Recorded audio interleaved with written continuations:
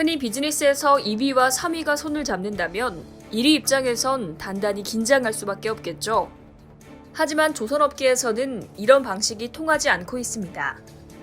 일본은 한국과 중국의 조선업계에 대항하기 위해 합병을 계속해서 이어오고 있지만 기술력의 한계 등으로 전혀 위협을 주지 못하고 있는 상황입니다. 26일 업계에 따르면 일본 조선업계 1위와 2위가 니혼 시비아드라는 합작사를 설립했습니다. 니혼 시비아드는 지난 1일 일본 조선사 1위인 이마바리 조선과 2위인 재팬 마린 유나이티드가 함께 설립한 합작사입니다. 하지만 이들의 합작에도 한국 조선업계는 눈 하나 깜짝하지 않고 있습니다. 한국과 주력 선종이 다르고 기술력에서도 차이가 난다는 이유 때문입니다. 이마바리와 JMU의 CGT 기준 수주 잔고 중 벌크선과 컨테이너선의 비중은 각각 31%와 44%로 합계 75%를 차지합니다. 한국 조선사의 수주 잔고가 LNG 운반선, 초대형 원유 운반선, LPG 운반선, 초대형 컨테이너선, LNG 추진 선박 등으로 다양한 것과도 비교됩니다. 벌크선은 제조는 쉽지만 가격이 타상선 대비 저렴해 고부가가치 선박이 아닙니다. 수주 잔고 역시 엄청난 차이를 보이는데요. 시장조사 업체 클락슨 리서치에 따르면 작년 말 기준 이마바리 조선과 JMU의 수주 잔고는 각각 232만 7천 CGT, 90만 5천 CGT를 기록했습니다. 양사의 수주 잔고를 합쳐도 323만 7천 CGT로 세계 1위인 현대중공업그룹의 1136만 8천 톤에 비해 한참 모자랍니다.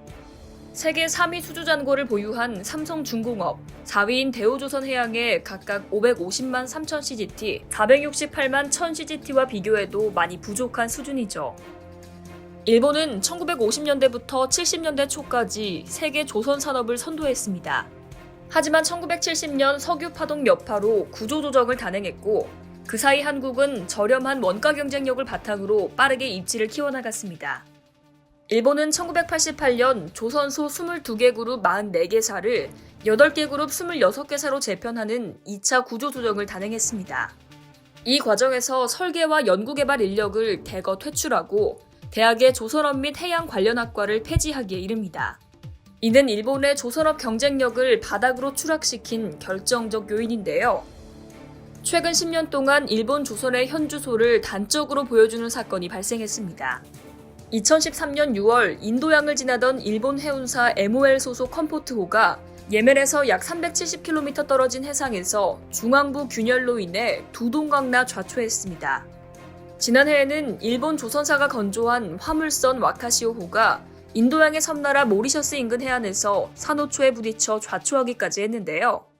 기름 유출과 함께 배가 두동강 날 정도로 파손됐다는 점에서 선박의 품질에 문제가 있냐는 지적까지 나오고 있습니다.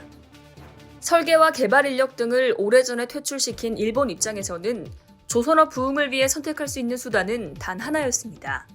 경쟁사 간 협력인데요. 2012년 유니버설 조선과 IHI 조선이 합병해 재팬 마린 유나이티드가 탄생했고 이마바리 조선과 미쓰비시 중공업이 컨테이너선 기술 제휴 협정을 맺는 등 협력이 이뤄졌지만 별다른 성과를 이루지 못하고 있습니다.